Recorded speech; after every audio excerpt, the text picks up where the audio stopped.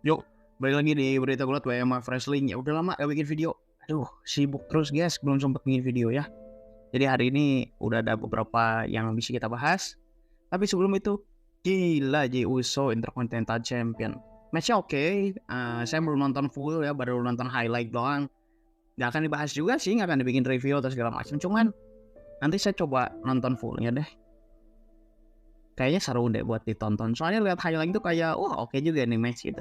Baik Jay maupun Braun Breaker bisa ngasih matching bagus gitu ya. Jadi ditonton juga enak. Ya gak usah lah ring skill level dewa gitu. Ya yang penting connect dulu pak. Gitu tuh.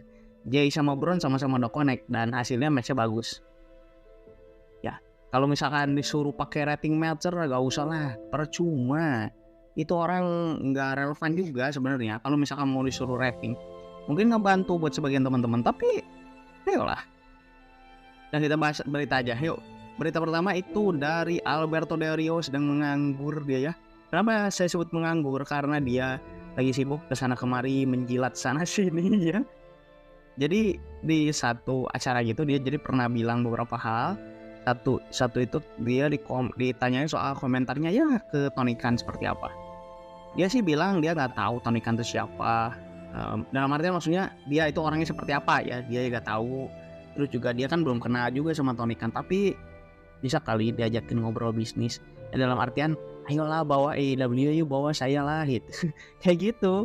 Ya soalnya buat saya sih komentarnya emang complete nonsense aja.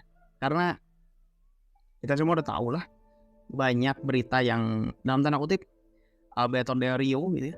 Itu dia cukup jelek itu namanya. Del Rio El Patron Dos Caras Junior atau siapapun lah namanya dia.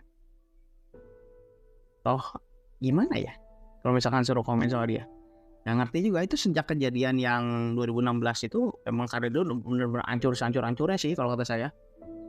Udah banyak ya nggak tahu ya disebut nggak bisa dimaafin atau apa. Cuman sih kalau kata saya sih berat sih buat dia untuk balik ke dia yang terakhir prime itu yang 2016 itu udah susah banget. Sebelum 2016 itu udah susah banget, udah bingung gitu harus komen apa. Terus juga dia komen soal bagaimana WWE, gak WWE sih lebih tepatnya dunia gulat memojokkan seorang Vince McMahon, di mana ya menurut dia sih nggak fair gitu penilaian terhadap Vince McMahon ini, karena mau gimana pun dia itu adalah seseorang yang membangkitkan pro wrestling gitu, pro wrestling ke dunia tuh. Dan menurut dia sih dengan penilaian seperti ini nggak fair sih, seakan-akan ya Vince McMahon itu adalah orang yang pure salah gitu. Pure salah, pure harus dipenjara dan lain sebagainya. Lagi ini penilaian orang ya, bukan penilaian secara objektif atau gimana. Jadi pasti ada subjektifnya. Nah, tapi jangan lantas dijadikan framing kayak, oh dia komen bagus soal Vince McMahon, dia musuh. Nah, biarin aja. Kita punya pendapat sendiri, udah biarin, keep aja buat kita. Ya kita kalau misalkan kita nggak suka sama wrestlernya, kita nggak suka jangan karena gara-gara opini satu itu doang. Harus lihat secara menyeluruh. Dan kebetulan karena yang ngomong adalah si Del Rio, jadi Del Rio dirujak gitu. Menurut saya sih wajar-wajar aja. Bukan saya memaklumi Del Rio harus dirujak atau gimana, bukan. Tapi lebih ke gimana ya, itu timbal balik dari apa yang sudah dia lakukan dulu juga gitu. Jadi kita nggak bisa kayak gimana ya, istilahnya itu kayak ya udahlah, kita harus membiarkan itu berlalu juga. Jadi kalau misalkan ada orang yang nggak suka, nggak terima, ya udah wajar aja kalau reaksi penolakannya seperti itu. Nah cuman kalau misalkan orangnya menurut saya aman-aman aja ya, nggak terlalu banyak tingkah, tapi ternyata tiba-tiba dikasih komen jahat. Contohnya kayak Cody. Oke lah kita bisa bilang Cody berbuat ulah waktu di AEW dulu ya, yang hancurin throne Triple H itu. Ya buat saya sih itu kan bagian dari storyline aja ya, bukan yang serius banget. Toh ternyata salah satu orang yang ngajak dia pertama ngobrol Triple H juga. Kok jadi orang pada marah gitu loh. Gara-gara waktu Cody bilang kayak gitu, nggak bisa komen apa-apa soal kasusnya Vince McMahon atau gimana, dia nggak bisa komen karena dia nggak tahu juga harus komen apa.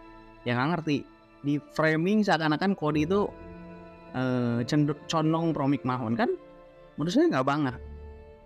Itu lebih ke penalaran netizen, penalaran media gulat bodoh gitu ya, media Meltzer itu nggak jelas banget sumpah. Kok masih ada gitu yang langganan si Meltzer itu mending langganan WWE Network guys. Jelas-jelas kalian dapat konten banyak dan bisa ditonton. Atau nanti kalau pindah ke Netflix, kalian bisa nonton di Netflix ya.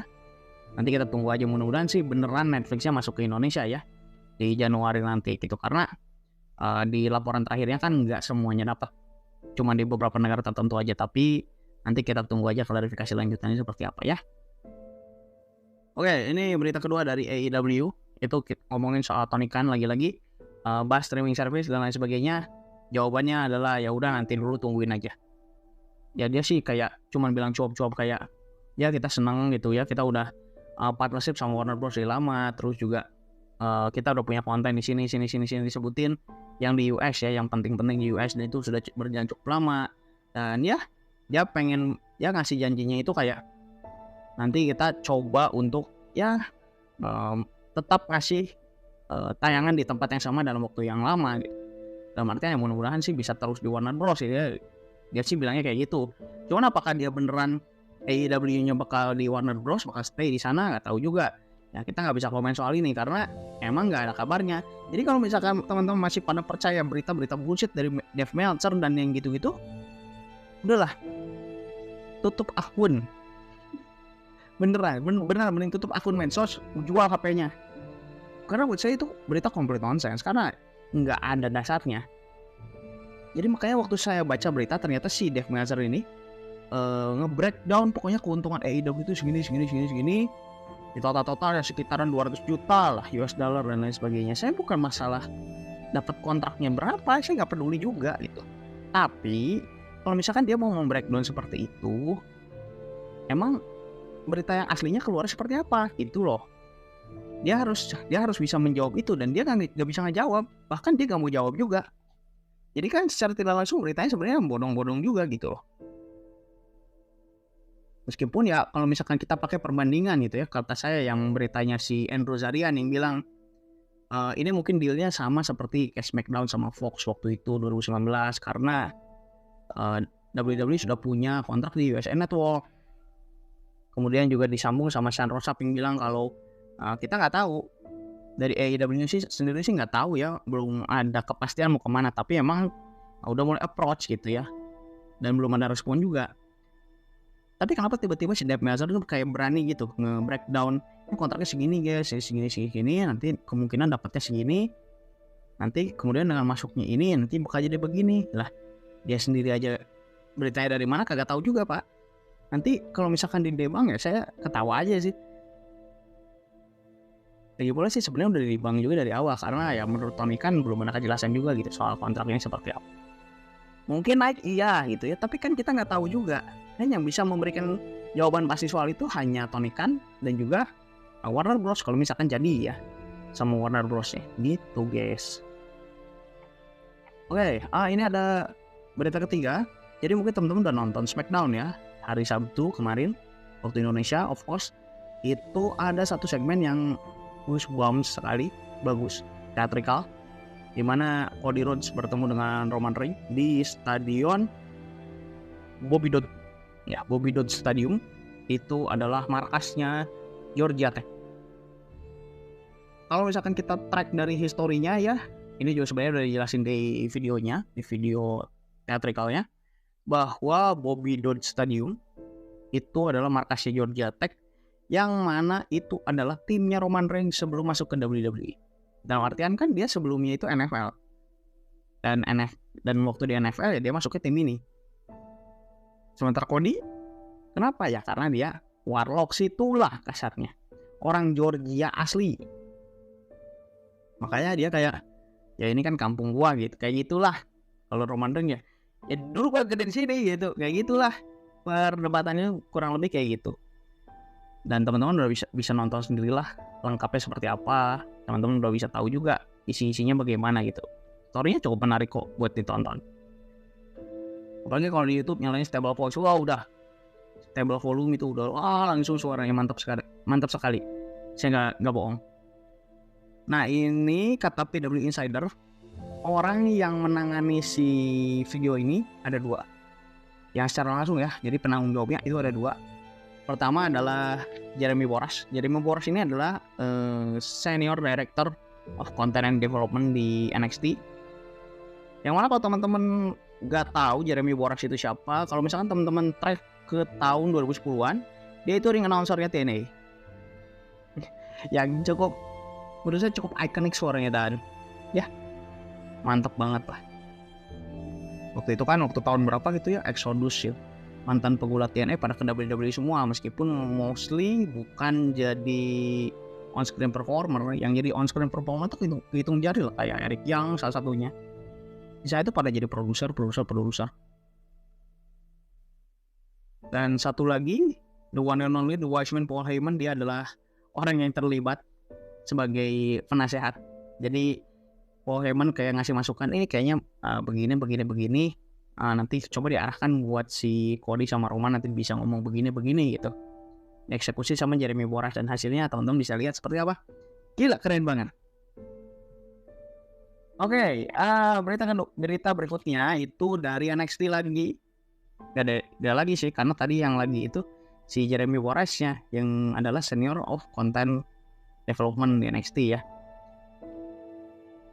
NXT itu katanya meng-cancel taping untuk bulan November di Performance Center ya, atau di Capitol Wrestling Center. Itu dia di-cancel katanya.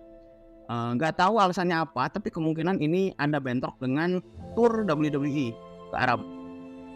Ya jadi kayak nggak mau lah terlalu dipaksakan gitu untuk ngadain syuting. Kapan waktu yang akan gantinya kapan belum tahu juga, belum dikabarkan. Tapi ini yang pasti nggak terpengaruh dari adanya si NXT pindah ke CW ya, karena CW nanti 2 episode pertama itu tidak akan di Performance Center, bakal di arena yang lebih gede.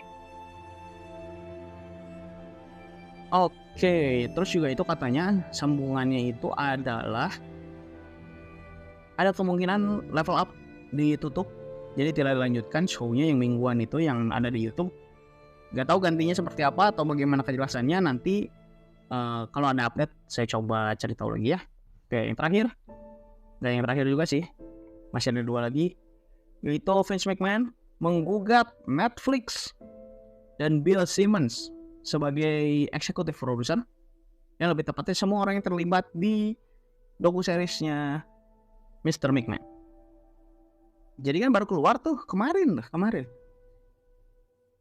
tuh keluar si itu tuh docu-seriesnya Mr. McMahon itu. Saya belum nonton, belum sempat juga karena nggak ada waktunya. Mudah-mudahan nanti saya coba cari waktu buat nonton ya. Nggak bisa di-review juga sih kayaknya, cuman saya pengen tahu aja POV-nya seperti apa. Mungkin kalau ada yang menarik bisa kita bahas sih. Jadi kalau misalkan yang teman-teman belum tahu, kan si docu-series Mr. McMahon itu kayak mengulas Mr. McMahon dari awal dia berkarir di dunia gulat sebagai businessman sampai akhirnya ya yang kita tahu sekarang seperti apa. Itu katanya digugat karena menurut dia itu tidak merepresentasikan Mr. McMahon yang sesungguhnya, karena menurut dia segala cerita itu ada dari 2 sisi, yang mana sisi dia katanya kurang begitu diungkap dengan baik ya kalau misalkan kita coba menerjemahkannya di tweet yang dia keluarkan baru tadi pagi ya, kalau di waktu kita sih pagi. Nah katanya kalau misalkan menurut dia sih dia gak nyesal juga ikut, terus dia tahu seperti apa ceritanya bagaimana, oke lah. Tapi dia emang nggak setuju dengan bagaimana ada bagian yang dipresentasikan di awal ke dia pribadi, dan menurut dia ini kayaknya emang nge-framing saya untuk terlihat jahat dan lain sebagainya lah, hingga dia memutuskan untuk menggugat. Gak tahu gugatannya nanti lanjutnya bakal seperti apa, nanti kita coba update bareng-bareng ya. Sampai hari ini belum ada respon dari Netflix, Bill Simmons maupun dari pihak-pihak tertentu. Tapi nanti kita coba gali bareng-bareng ya. Mudah-mudahan ada jawabannya. Ya mudah-mudahan juga ini bukan tuntutan yang main-mainan gitu ya. Jangan kayak Ryback lah, nggak jelas itu. Oke, yang terakhir itu dari Janelle Grant. Janelle Grant kasih klarifikasi. Yang pertama itu soal kasusnya yang dianggap cukup lama ya, Jadi katanya emang belum begitu ada kelanjutan, mungkin ketunda sampai Desember.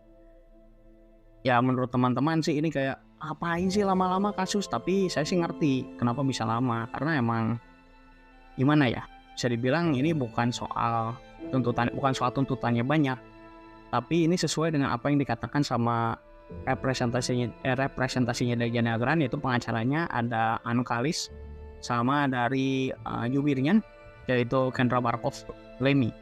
Itu mereka bilang intinya ya mereka itu bukan pengen kasusnya itu cepat selesai, tapi pengen kasusnya dituntaskan dengan baik sampai ke akar-akarnya, sehingga ya dalam hal ini semua yang terlibat, Mr. McMahon, terus John Laurinaitis sama WWE ya ada mendapatkan dampak yang setimpal gitu dari apa yang sudah mereka lakukan terhadap si Jana Agrani ini.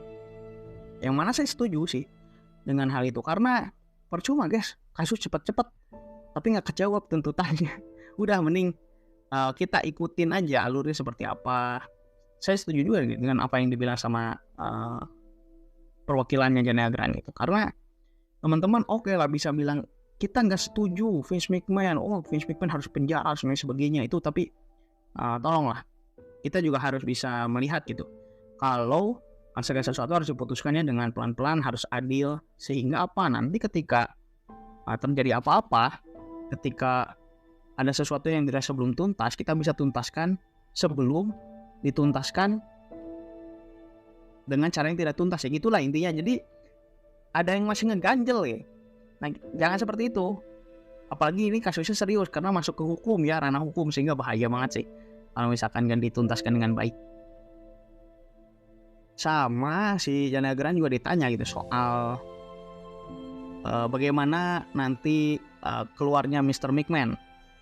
Menurut pengacaranya lagi-lagi Ann Kalis, dia bilang kalau ya yang diharapkan oleh pihak Jana Agrani saat ini ya cuman sesuai dengan apa yang direpresentasikan sama mereka gitu. Kalau misalkan disuruh komen soal Vince McMahon, ya dia adalah orang yang bersalah, ya oke lah misalkan dia punya sejarah apa-apa, tapi ya dia pengen sesuai gitu apa yang dia lakukan ya dalam tanda kutip ke Jana Agrani dapat exposure-nya, jadi orang tahu gitu dia tuh seperti apa ke Jana Agrani. Nah pengen tahu seperti itu, tapi apakah ini terungkap gak tahu juga ya. Dan mungkin bahasan hari Jumat, probably kalau saya bikin video, saya nggak mau bahas soal ini ya, karena bukan nggak mau, lebih ke kayaknya belum sempat nonton juga. Tapi saya pengen komen soal Tony Khan sih, especially soal Tony Khan sendiri. Kenapa sih? Saya bukan seakan-akan kayak di sini kayak, wah, MF Wrestling adalah pro WWE, enggak, bukan. Saya tuh pro kebenaran gitu. Lebay mungkin ya, tapi lebih ke ya kalau ada beritanya benar sih saya berani ngungkapin. Kalau misalkan ada pernyataan yang benar saya bantu ungkapkan, dan kalau ada faktanya kita beberin bareng-bareng, kita bahas di sini. Jadi saya tuh cukup gemes gitu dengan bagaimana si pemuja Tony Khan ini yang memuja Tony Khan menurut saya dalam kadar yang tidak wajar. Bahkan seluruh fans olahraga tuh dibantai sama mereka kalau urusan ketidakwajaran. Mau tahu nanti saya Jumat ya bikin video, mungkin kalau misalkan sempat nanti saya bikin video, saya upload hari Jumat. Ini sih buat besok buat besok karena saya rekaman hari Selasa, ini upload buat hari Rabu. Ya karena belum sempat guys, kalau misalkan suruh bikin video 3 kali seminggu kadang saya keteteran juga. Karena sekarang lagi sibuk juga. Udah mulai kerja gitu. Kemarin masih nganggur ya, masih mahasiswa soalnya. Sekarang udah kerja, jadi ya agak susah juga bagi waktunya. Tapi mudah-mudahan bikin video tetap terus ya. Karena saya juga ada jadwal bikin video di tempat lain. Ya saya spill aja di Wrestling Universe Indonesia, teman-teman bisa tonton.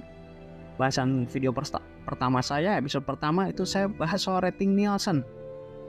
Bahas rating Nielsen yang ya bagi sebagian fans AEW itu kayak nggak jelas gitu mau dibahasnya bagaimana. Karena kadang mereka suka menyalahkan pihak-pihak yang nggak perlu disalahkan. Rating Nielsen lah, penonton WWE lah yang katanya nggak mau explore AEW, bahkan Warner Bros pun disalahkan sama mereka. Padahal faktanya seperti apa? Saya udah coba bahas dengan approach pembahasan rating Nielsen itu seperti apa. Jadi nanti mudah-mudahan teman-teman bisa tahu masalah-masalah di AEW itu seperti apa, sehingga kita semua bisa tahu penyelesaiannya bagaimana dan apa yang harus dilakukan oleh AEW ke depannya untuk membahas masalah si rating inilah, rating demo dan lain sebagainya itu, jadi kita semua bisa tahu. Ya itu aja dulu buat hari ini. Silakan teman-teman kalau ada masukan, ada ide, ada kritik, saran dan lain sebagainya, atau mau komen soal berita-berita yang tadi sudah saya bahas, silakan tulis di kolom komen, like dan share jika video ini dirasa bermanfaat, dan subscribe biar nggak ketinggalan update berikutnya dari MF Wrestling. Itu aja dulu buat hari ini. Semoga kita bisa bertemu kembali di video berikutnya. Sekian.